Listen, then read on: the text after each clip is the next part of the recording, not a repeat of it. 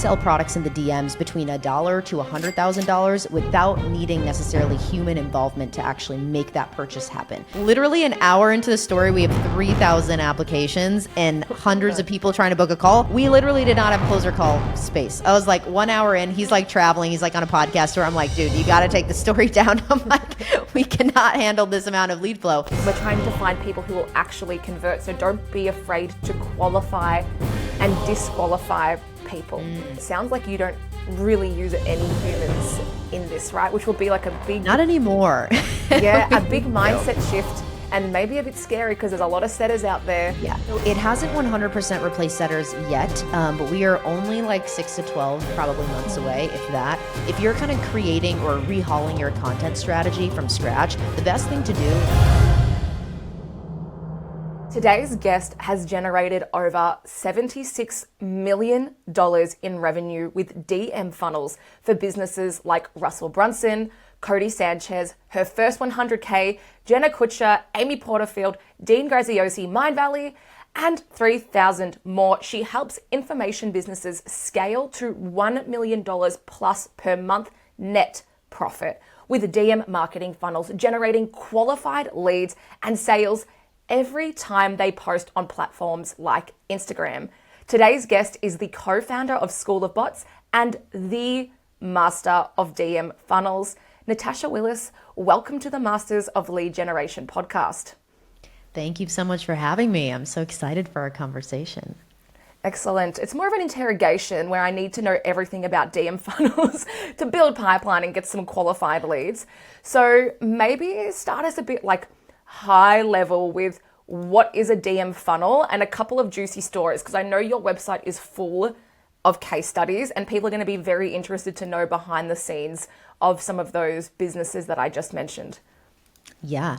So the easiest way to think about what I'm calling a DM funnel is obviously you talk about landing page funnels all the time, but like you said, some people still don't really understand how it works and what it is, even if they are generating 7 to sometimes up to 8 figures. They're like, oh, I still don't really know how it all works. So in terms of the process, think about the landing page funnel process and the email process combined, but in a conversation. So in other words, if any of you who are listening right now have seen, for example, on Instagram, someone says, hey, I work with so-and-so. If you want to learn more, just comment strategy or comment whatever word below, and I'll send you a message to learn more. So that can be done for a freebie. It can be done for learning more to work with you and sending people to your application.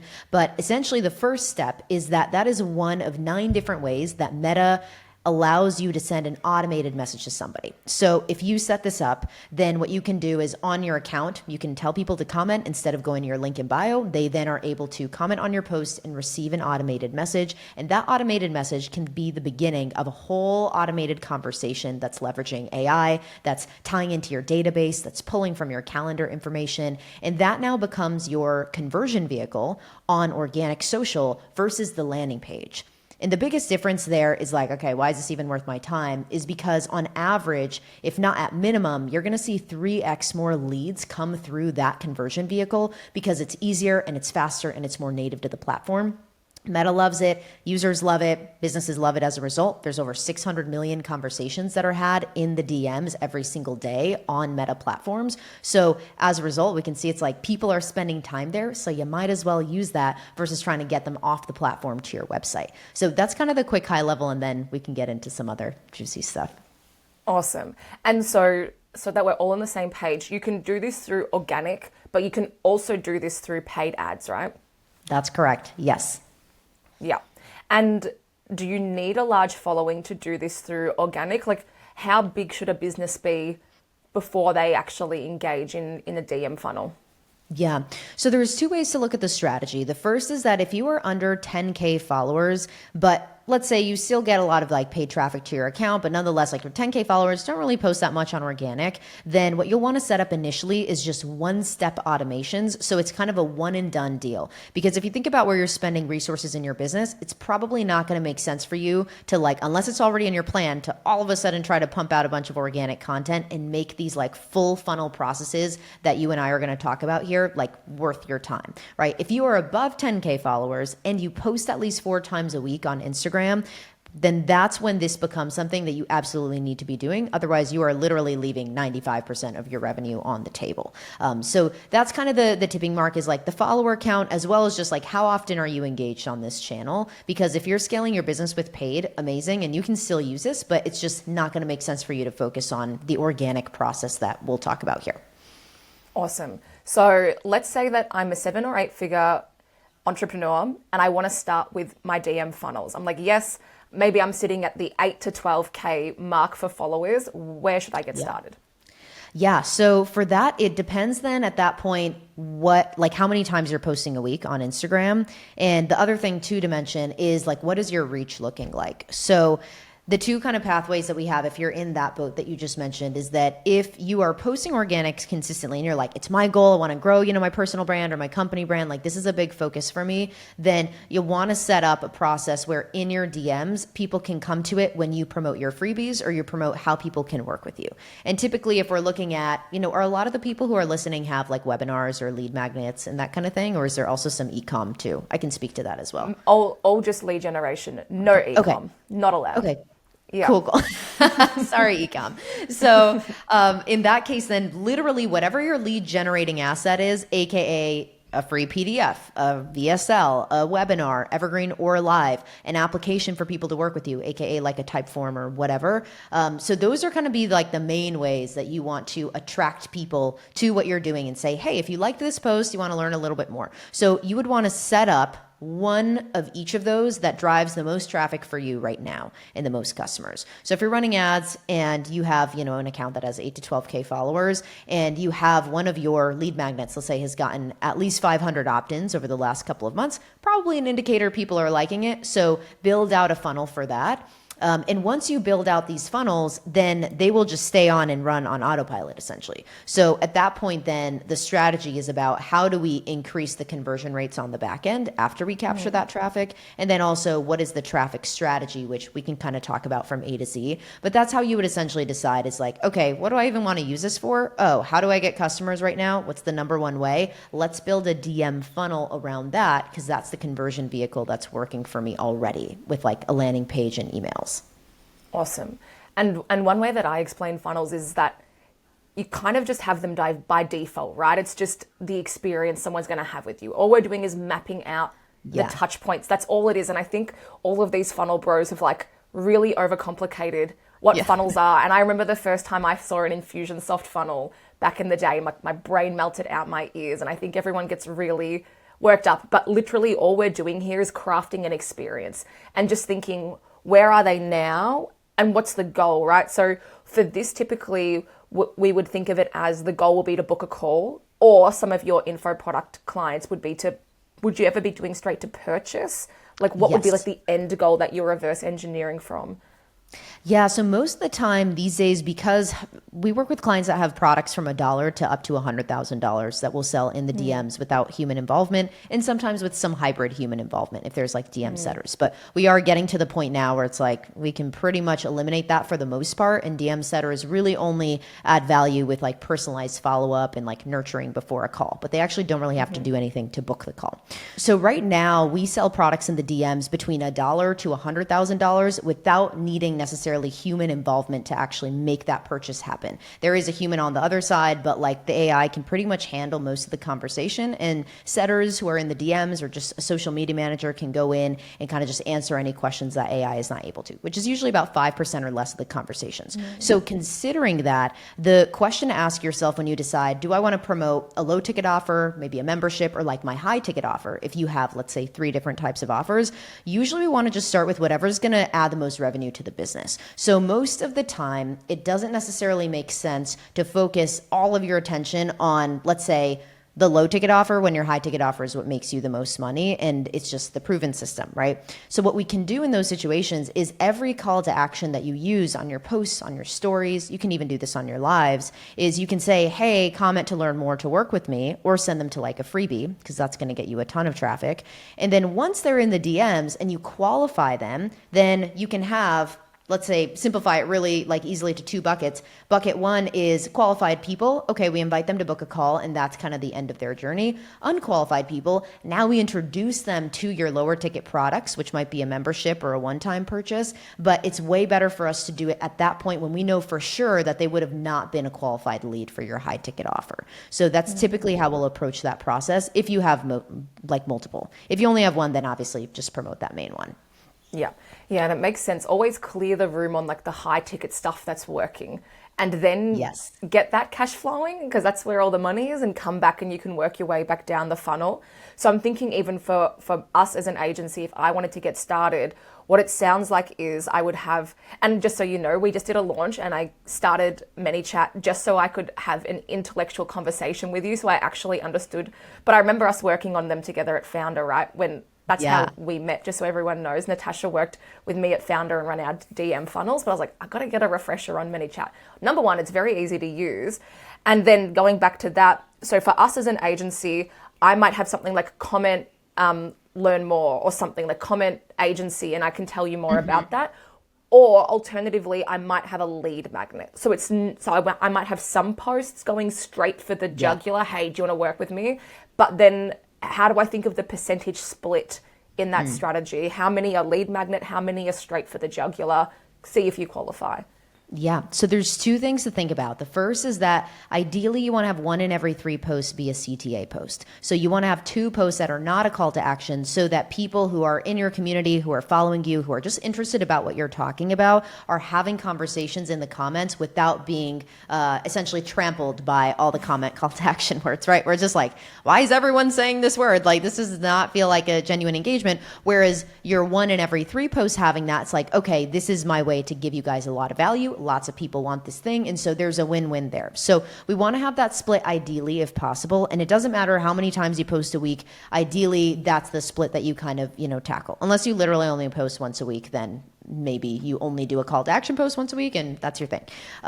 In terms of the split between a freebie versus paid, typically we'll do 50-50. So let's say that I am going to have 4 call to action posts in a given week. That means that 2 of my posts will go to a freebie and 2 of them will go to, hey, come apply with me and book a call. But we'll want to rotate them so that it's like maybe Monday is your, hey, freebie. Then Tuesday is, hey, come work with me. Wednesday could be your freebie. And then Thursday could be your come work with me. And then maybe Friday, Saturday, Sunday is just, whatever other shareable stuff that you want to post. But if you're doing the 3-in-1 rule I just mentioned, that means then that Monday to Thursday schedule, you'd want to have 2 other posts happening in between the call to action posts as well. Got it. Okay. Does that make sense? I know I threw a lot of numbers at you. It definitely makes sense. And now, before we get into like the intricacies of the funnel, let's talk about what sorts of posts you see working, because that'll be the next question people have. Well, what do I post? Do I have to be shaking it to a TikTok trending noise or something? And then what sort of lead magnets are you seeing working? And we'll focus on like that posting, and then we'll get into the step-by-step of the funnel. Perfect. So we've tested so many different lead magnets, like 50,000 different ones over the last couple of years in terms of different formats, listicles, like all the things. So ultimately, what's most important is if you already have something that is resonating with people, regardless of what channel you're receiving traffic from it on, organic, paid, from X, LinkedIn, Instagram, wherever, use that because it's clearly resonating with people. So don't just like start from scratch and take the advice I'm saying to like, oh, she said I should do this type of lead magnet, so like I'm going to create one from scratch. Try to use what's already working for you. If you don't have anything, the easiest thing to do, if you are open to feeling very personal with your audience, is that you can just grab one of the most common questions that people ask you, put together, ChatGPT prompt or whatever, put together a like 3 to 5 page Google Doc, and then have that be your lead magnet. And so the cool thing about that is that it's very minimum viable. It also feels very personal, like, oh, this person like put this in a Google Doc. It feels like I know them, right? I'm like receiving just this doc from them. And then you can have your call to action links, at the end of that. So that's kind of the format that you could use just to like get rid of all the complexity of like fancy design and PDF, like how do I upload it? Where do I host it? Just like all those things is just get the Google Doc up and going, even if you already have all systems in place to actually build, strong lead magnets like what I'm describing. And then in terms of the format of it, the biggest thing is just like, what's the biggest question I get asked? And how can we just format that into a title that either is a problem or a solution? So problem would be something like, if you need 5 ways to invest in real estate or something, or 5 ways to boost your Facebook ad results. Whereas solution would be how I did XYZ thing. So one of those 2 frames will work really well. And ideally you want to have a number in there just so that you can set some expectation of people feeling like, oh, this is something useful. Where the number goes a little bit bonkers is like once you get past 20, people are like, okay, this is going to just either be a bunch of shit or like this is too much work now. If people are like 76 ChatGPT prompts, like, no. Versus like 20 ChatGPT prompts to do XYZ things, like, okay, I can read 20 things. So those are a couple of the things to keep in mind for like the actual thing that you're going to deliver. And then we can talk about content in a sec, but I just want to make sure that that all makes sense. Yes, it makes sense. So we're going to reverse engineer from getting a booked call. And that's down this end. On the other end, that's where we're going to end up. That's our finish line. At the top, we have our different types of posts that you just went through. And those posts are going to offer something. Every 1 in 3 posts will have a call to action. No matter how many times we post, that's what we want to do so that we're not feeling like we're just always extracting, like we're still having that community and that vibe. And then they can go to a lead magnet. The lead magnet doesn't need to be anything fancy or crazy. You don't need to be like 1 billion ways to do this. It's just the way that we do it is because we post enough across LinkedIn, YouTube, and our ads, we see signals of what works. And then once you see that signal, you just double down on it. And then you keep refining and it just goes like 80-20 rule, 80-20 rule, 80-20 rule. And you get down to like what people actually want. And then what will happen is, just remind me again, how often should I do it for see if you qualify and to get the lead magnet on those 50, CTA posts? 50-50. So 1 in 3 times I will do a call to action to DM me, and 50% of the time it'll be for something free. And you can test out different lead magnets, of course. And then 50% of the time it'll be to see if you qualify. Perfect. Great memory. I'm listening. I'm impressed. Great. Excellent. Active listening. Fantastic. In terms of what's content, you would ask me kind of like, how do we drive traffic, right? Do you want to get into that next or something else maybe? As in like what types of posts to do? Mm-hmm. Yeah, tell me that. I would like to know that. Okay, cool. So one of the biggest questions I get asked is when should I use carousels versus when should I use reels? Reels are typically, a good reel is going to get you 50% or higher non-follower reach, whereas carousels are usually somewhere between 97 to 99% of your followers. So it's good to do carousels at least a couple times a week because it helps you tap back into your existing audience, which if you didn't start using something like ManyChat from the time you started your Instagram, which almost nobody did, then you have people who are following you who are not yet on your email list, who haven't applied to work with you. So you want to keep tapping into that audience, or if you have a new offer for them, then of course do that. But reels are where you're going to get just the most engagement. So if you're really trying to grow your account, just focus entirely on reels, and you can do carousels later once you're, at the follower mark or whatever you want to be. So with reels, a lot of people were very, very heavy into like super easy B-roll with text on top, right? And that was working for a long time, for about 2 years. Now, what is working incredibly well are series. So what you want to figure out is if you're kind of creating or rehauling your content strategy from scratch, the best thing to do is determine 3 content formats that you can pump out sustainably, that you genuinely enjoy creating, and that allow you to display whatever it is that you want to show, your expertise. So in your case, it might be funnel breakdowns and maybe a day in the life of what you're doing. And you're very specific about what you're showing, in those. And then maybe the third is like some kind of teaching or valuable, tips thing. But the idea with series is it doesn't always have to be part 1 of whatever or day 1 of this. It can just simply be a topic that people expect you to talk about. And it's designed as like the same thing visually and somewhat like verbally as well of what you're saying. So day in a life is like the easiest one because everyone kind of gets that, right? It's like, oh, they're showing a day in my life. Who hasn't seen a reel that's like that? And so you can start to think about different ways that applies. And I'm going to pull up my doc where I track all of the series that I see that are doing well. And I'll give you guys like a couple of examples. So There's one guy who literally just shows his day in the life. He has like the most ridiculous thing where he like puts his face in ice. He like drives around in his Rolls Royce and he like gets super sweaty and runs like on the street in Miami. So that has literally been getting him 150 million views plus, and he has been growing by 1 million followers every couple of days. So that is like an example where he doesn't say really anything in the videos, but you just expect the format and it becomes addicting to watch, right? Because you like that format.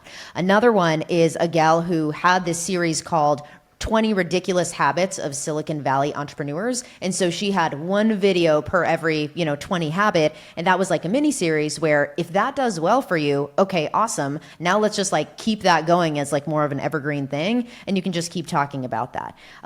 Another one is this nail gal who literally just does day in the life of doing 8 nail clients, for example. And like all these people watch, right? People who get their nails done, people who do nails, and these videos have millions of views on them. And she just does that a couple times a week. So these formats are just working really well because once you find your signature format, you could do that for years and it could become what you're known for. And then if you start with 3, that just gives you an opportunity to kind of vary up your timeline, vary up the feed, and then also be able to test a few to figure out like what's going to work for you.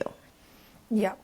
And with these day in the lives, are these all having the call to action of DM me this comment, or is this more of a to bring new people in?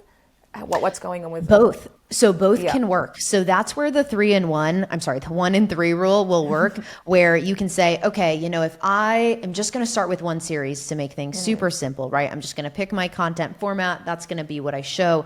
Then 1 in 3 of those posts should have a call to action. If you can vary up the content format, then it doesn't really matter whether you pair like one of your 3 formats with a call to action always. It's more so just about when it's being posted and making sure that we are, again, just not inundating people with a call to action for every single post. So it actually doesn't really matter because you do want to have a call to action in some of those. And if you have one that gets picked up, all of a sudden it's like 1 million views on it or something, or just like more than your average, like throw a CTA on it. Like, why not? And you'll get some leads from that. So that's the best way to think about it. It's just the 1 in 3 every single time, no matter what. Awesome. And we'll have carousels. Those will mainly get picked up by our existing followers. Yep. So it'll be a great way if you haven't really tapped into Instagram yet, is to do some of those, because if you haven't got like the traction of getting picked up in the algorithm, that may or may not take a bit of time. You can get lucky and hit gold straight away. But my experience is if you're kind of learning social media, it takes a bit to learn the platform and figure out what's going to get picked up. Yeah. So now we know what posts, we know how often to do them, and we know what to send people to. As a very quick question before we now get into the strategy, the nitty-gritty of the funnel, what happens after they DM, how many times are you seeing, let me rephrase this, how often do I have to post on bloody Instagram? What's the, let me just ask you the question on my mind. How often, to be actually truly successful, are we talking 5 times a day? Because when I start to do the mathing of what you're saying, it's like, hang on a sweet second. How many day in the lives am I posting here? What's going on? That's fair. And that's why you need multiple formats of content if you're going to post multiple times a day, right? Because you can't do the day in the life forever in every single video. And again, that's just one example of content format, just for everyone who's listening. If you don't want to do day in the life, totally okay. You can do whatever the hell you want, but just a repeatable format. So in terms of how many times you need to post a day, really the answer is just how fast do you want to grow? Because at the end of the day, it's both quality and quantity that's going to win on Instagram. And a lot of people say, hey, I think I can only really get out 3 quality posts before the algorithm reach, everything starts to kind of dip for me. And so that's where I'm at. That's typically where I see most big accounts that I work with, that we see the behind the scenes of, or that I just observe on Instagram, is usually they're between 2 to 3 posts a day. Now, at the end of the day, there are other accounts, though, where they have been growing like crazy, and that's because they post 5 times a day or 10 times a day. And as long as it's good quality content, then what happens is new people are seeing each post essentially. So percentage of your followers might see posts 1 and 2, but then another percentage might see posts 3 and 4. And so it is better to have more volume there if you can. Sustainably speaking, it's just determining what's doable for you really, and if Instagram is the priority that you want to to focus on.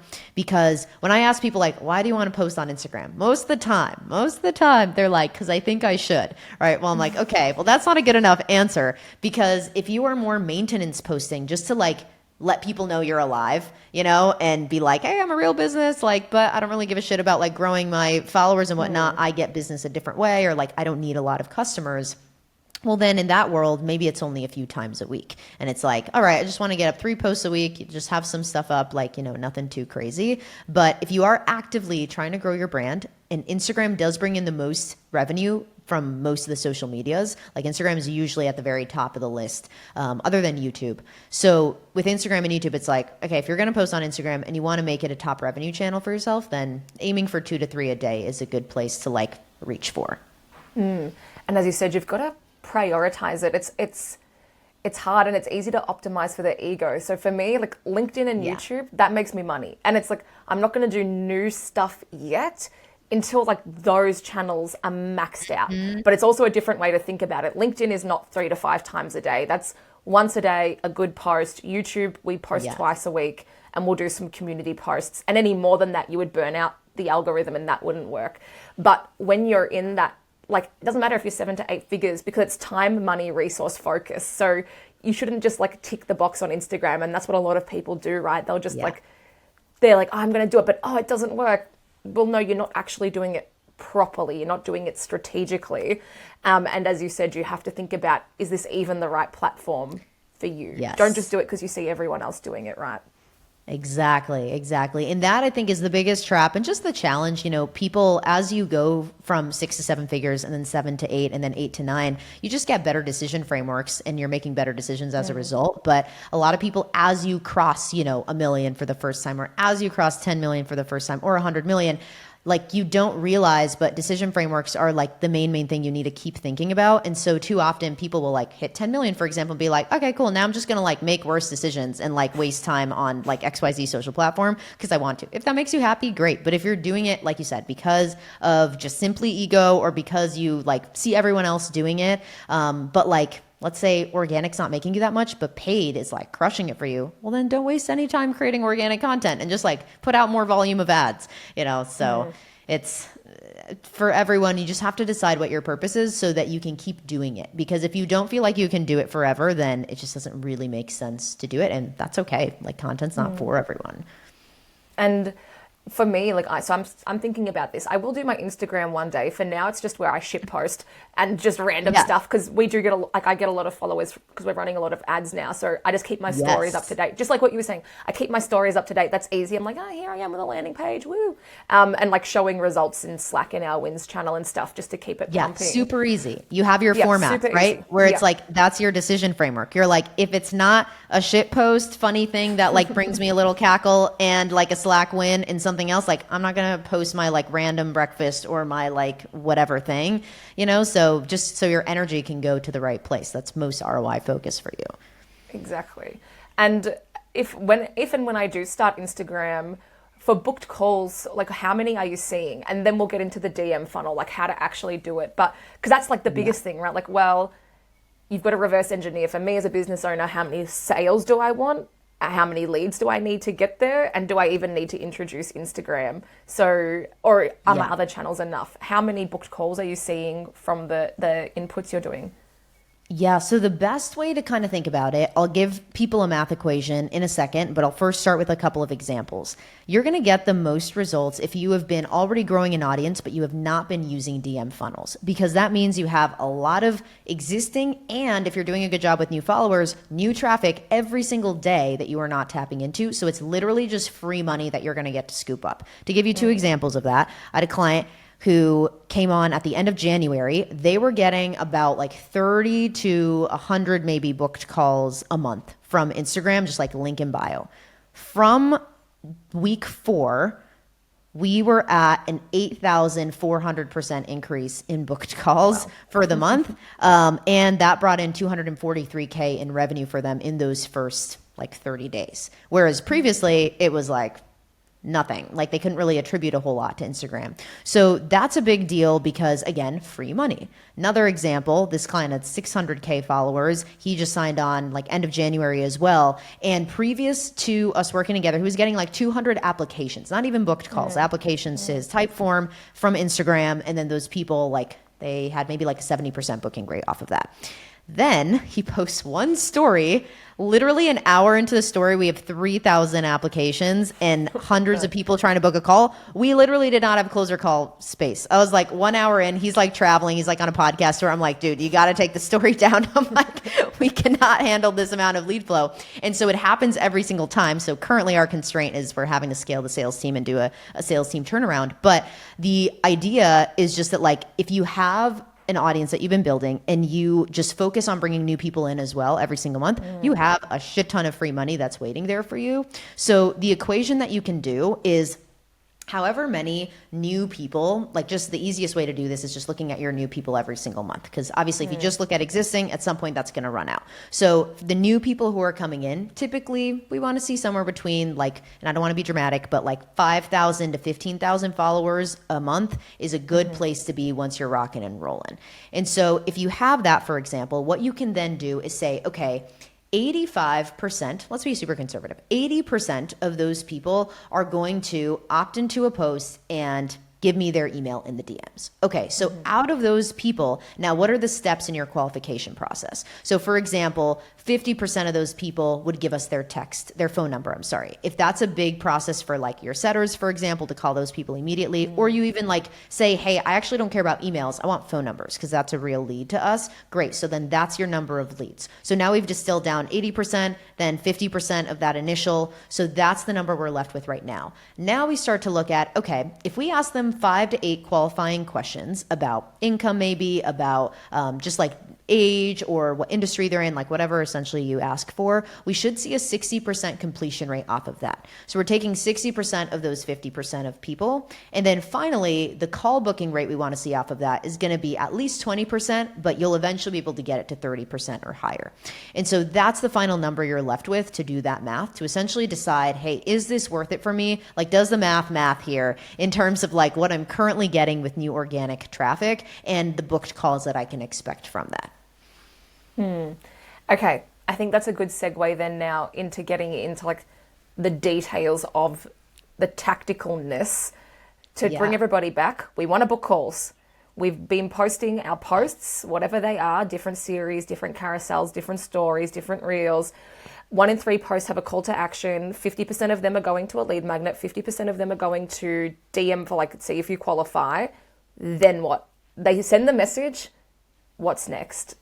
And what happens? All right. So inside of the DMs, most people, I just want to compare to like what you're going to typically see on the market right now. If you go and just scroll your reels for like 10 minutes and just comment on every post that you see that says comment whatever word, most of those responses are going to be one message that send you back a link. And it's like, hey, check out this link for the lead magnet, book a call, freebie, whatever, or paid product. And so that works well only when you're giving people an impulse buy. So for example, shop my shirt I'm wearing, or like, if you're looking to grow on Instagram, like it's literally the easiest one, right? It's like any channel. Like if you're on Instagram and it's like, hey, learn how to grow on Instagram for $47 for my course. Great. That's an impulse buy. I'm on Instagram. I want to grow. You have 1 million followers. Great. So those are the types of things where it makes sense to do that. Any other time you want to generate the lead, you want to qualify people so we can get them to book a call, right? So because we're talking about that use case, as soon as somebody comes in the door, the first question we want to ask them, it's kind of similar to setting up a quiz if you have any experience with that, or just setting up a general application, which is like ask people the easiest question possible or the most important question.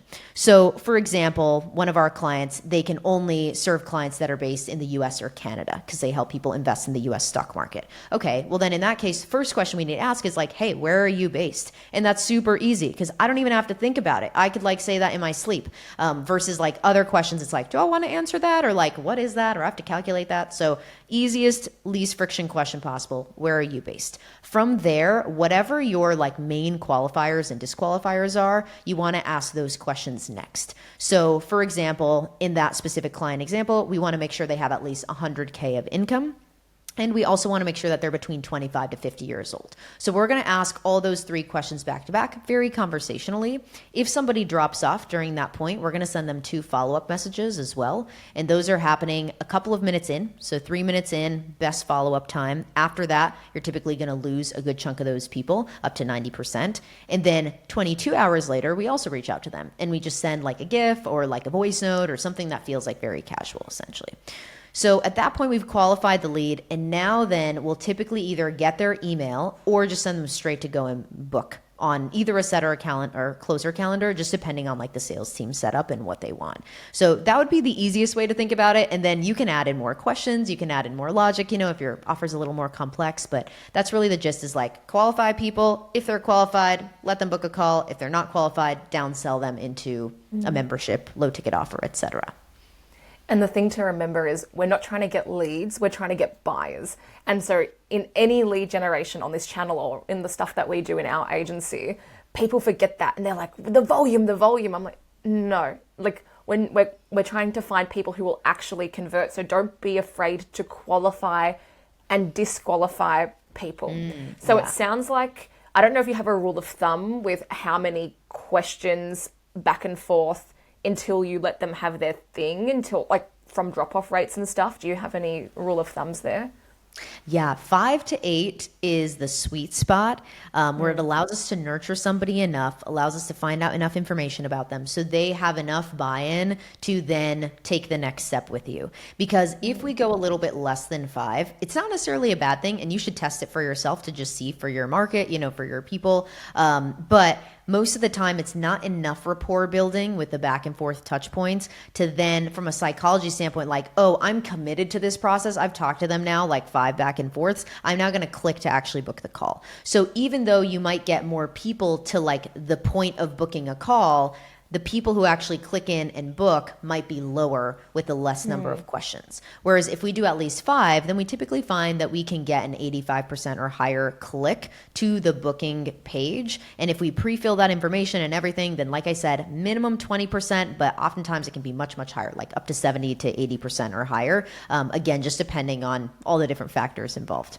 And some of it will depend on the actual execution of the text, right? That's going back and forth. So sometimes people execute funnels and they're like, oh, this doesn't work. And then you'll look at it and go, this is shit. Like, you did a bad job. So we want to keep it conversational, right? How long should our messages be? Can you riff any messages that kind of, that kind of work throughout the funnel?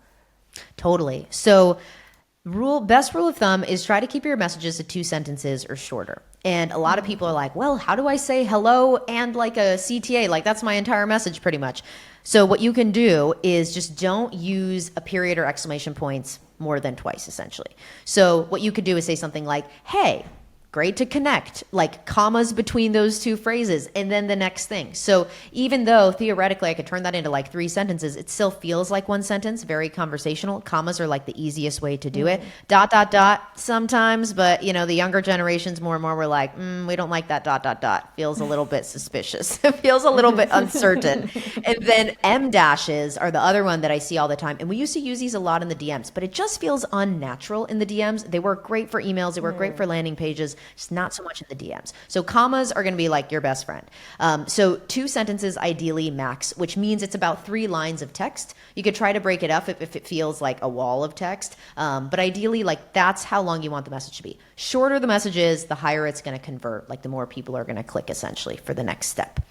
That's like the biggest thing with the format. Now, as we get into the funnel then, and we're asking people questions, where we can, we want to offer them buttons that they can click on, but also make sure that we can understand what they're going to type back. So if we go back to the example I gave you, right? Where are you based? US, Canada, Europe, somewhere else, in the world. Okay, great. We have some button options that are showing US, Canada, Europe, other parts of the world. But if somebody types back in, they can also, process and go through. So that'll be essentially like the user experience at each touch point. And then I mentioned a little bit earlier, we want to have follow-ups at every single point as well. So that means that when it comes to what we're sending, best follow-ups, 3 best follow-ups. 1 is literally just a question mark. Just 1 question mark. That's it. It's not super aggressive, very just like, hey, quick second to send you a question mark. Then the second is, hey, just didn't want to leave you hanging, or just want to make sure I didn't leave you hanging, and then comma, whatever you're trying to get them to do. So that puts it on you, where you're like, oh my gosh, I messed up. I'm so busy. It's like that frame, the superior frame, without being like condescending. And then a lot of the time people are like, oh no, I'm good. Like I got the link. Sorry, I got busy or whatever. So that works really, really well. Third one, which I think I originally heard this from Neil Patel years ago, and I was like, oh my gosh, we've got to try it. And like every time we use it, it works great. But these days I feel like it's a little bit more cheesy. It's the name question mark. It works really well on SMS. Sometimes it works well on Instagram. I encourage you all to try it, but sometimes it can feel cheesy where it's like, ALISHA question mark? And it's like, is this a spam message? Whereas with text, there's like, how do they know my name? So it has slightly different psychology, but that is another one to test. So those are 3 follow-up messages that work really well to get people replying to you if they drop off at any point in the conversation. I'm going to pause there. Let me know what else you want me to dive into. I can share anything else on the copy front too. Awesome. I think I'll recap. 5 to 8 messages before you either book them in or downsell them. If somebody ghosts you, you've just given us 3 different formats to follow up, because we always want to get them to the end goal, right? And you're competing with a lot on Instagram. Marketing exists in context, and there's a lot of other shit going on for them, and even away from their phone as well. We've spoken about it being very conversational, using commas, no more than like 2 sentences. That's what we want to try and keep to. And the commas help us out as well. And then with the actual copy, I imagine it's just very much like, hey, awesome, let's see if it's a good fit. Like, tell me, where are you based? And then they tell you, and it's like, okay, awesome. Like, what age are you? And then you're giving them options, or they can reply, and you just set up the DM funnel so it's going to pick up on the button clicks or pick up on the text responses. Yep, cool. Exactly. And then last thing I did not mention, but for book calls specifically, because you're collecting information from them, and ideally you get an email in the DMs, you can also pre-fill all the info on the page so that all they need to do is they go to it, they choose their time, and then they can click submit on whatever scheduler you're using. Yeah. And is that connected to, as you said, like whatever scheduler? Through ManyChat, you would just, like if you were doing it through, I don't know, Go High Level or some other platform, you just connect in your Gmail calendar or whatever, and it pulls from that, and then you can get it to show a few times. Is that how you would do it?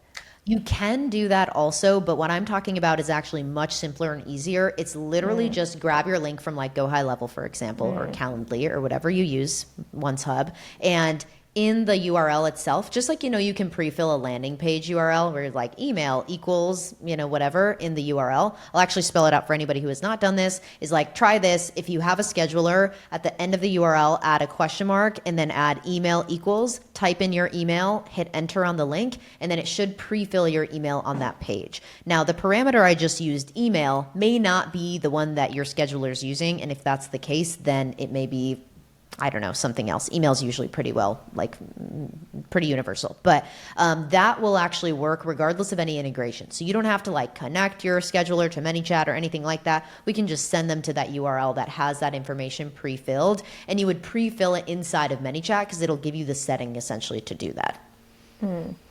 And how do I measure the success of the DM funnel? I know you mentioned a few like benchmark metrics, but I've got this set up. I've got all of my posts scheduled. I'm doing it properly. Now, how do I know if it's working? And then my follow-up question will naturally be, what do I do if it's not working? Because I'm sure marketing is a humbling sport. I'm sure you've had to fix a few funnels.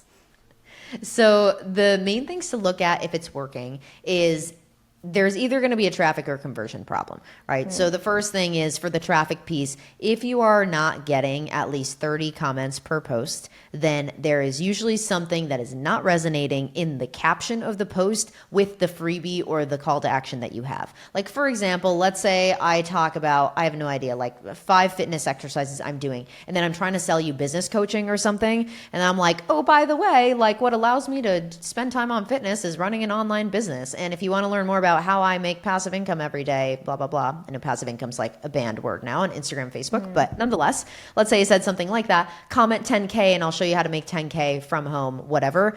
All of a sudden I'm like, whoa, I was on a fitness post and now you're like asking me to comment to like learn more about your make money online opportunity. doesn't mesh. So we want to try to always have the post be somewhat tie backable to whatever the call to action is going to be. So for example, if you're talking about wealth generation, make your word wealth and make your offer about wealth and just like frame it in that way. So the key is just like keeping the topics the same. So that's the first benchmark. Once people get into the DMs, there are lots of benchmarks. So I don't want to confuse anybody. I'll just give you guys kind of in order what you would want to see. If you set up those 5 to 8 questions, first question should get at least a 70% response rate. If that is not happening, but you had a post go viral and you have thousands of people in your DMs, let's say at least 1,000 people within the first 24 hours, great. Well, then that probably means that a lot of these people aren't following you yet. And so what you'll want to do on your post is instead of saying comment, blah, blah, blah, and I'll send you this thing, you want to say, follow me, then comment this word. And when they follow you, that's going to then prioritize your DM in their inbox. And that will fix that 70% rate usually. If you're still under 70% and you're like, man, but my posts are just going crazy viral right now, that's okay. Like absolute minimum, 50%. But for the average account, 70% is where you want to aim to be. So that's what happens once you get into the DMs. Now from there, in terms of like metrics of what you would want to see across the board, let's say for the booked funnel, booked call process, we want to see 80% or more of people's emails being collected. We want to see 50% or higher phone numbers being collected, especially if you're based like in the US, Canada, or let's say Australia, UK, like one of those 5 kind of main countries that everyone likes to target with their ads. That would be like the main number that you're looking for. And then from there, we want to see ideally 60% of people complete the 5 to 8 questions in their entirety. So that by the time they get there, then your booking rate, you would want to compare that. I know I gave you an example, but you'd actually want to compare that to what your Typeform or your like website application is doing, because that's going to be the biggest mark of success. Is like, I can tell you all of our minimum KPIs, but I'm not building your system, at least right now. And so like with that process, you just want to make sure it's outperforming what you're currently doing with your website. Because if it's not, then that's the first metric that you'll want to fix in the whole process. Mm-hmm. And I know you said earlier that it sounds like you don't really use any humans in this, right? Which will be like a big... Not anymore.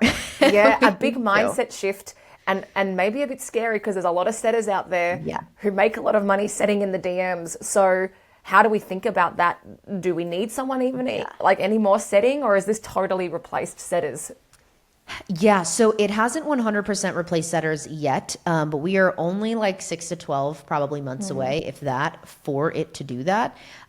So where setters can add the most value, and this is a conversation I've been having a ton with clients lately who, like some of them have 60 plus setters, you know, on their team. So there's a lot of people who are there doing their thing. So the biggest shift is like, okay, well, what can't we automate that adds a lot of value and increases show rates and close rates? Because that's really the biggest thing at the end of the day is like, we can get a ton of calls that are qualified, booked on the calendar through this process and through even just like regular website applications these days, right? Automated emails, automated SMS, voicemails, whatever. So what can setters do? They can call people. They can actually send personalized videos of their face, voice notes, whatever, prior to the call. They can find out what somebody is looking for, send them custom trainings or custom PDFs prior to their closer call or their setter call. And so those are ways where they can nurture people so that they can do the things that essentially AI and automation will not be able to do, at least for a while. And then from there will always be, I think, opportunities for them to be able to just shift the work that they're doing, where they're still talking to leads, they're still responsible in the sales process, but they're doing this stuff that isn't like templated. Because a lot of DM setters just send templated messages. So that's what's replaceable. And that's the types of people who, you know, in any industry are going to get replaced, versus if it's like, okay, how do I send personalized messages and actually give a shit about, like, go on their Instagram. They have a family. Call out that they just went on vacation and you saw that. Like, call out that maybe they might be looking for XYZ thing as a result of that. Like, there's so many things that we can do. It's just people either are lazy or they're strapped for time and bandwidth. So if we can remove some of that, like, rinse and repeat work from them, then they can actually add a lot more value in that world as well.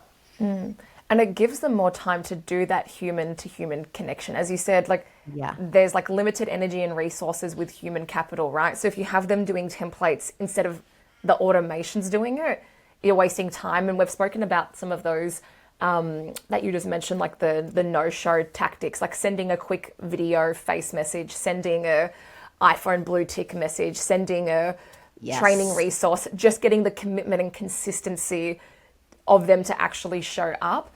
Now, before we do wrap up, did I miss any questions, or is there anything that you can give us final words of wisdom to send us on our way to start our own DM funnels? Yes. What is my final word of wisdom? Biggest thing would be for the call to action word. If you remember just one thing, two things actually. The call to action word, try to pick a word that's less than 7 characters and that is one word. So instead of comment, learn more, you would want to say comment, learn as an example there.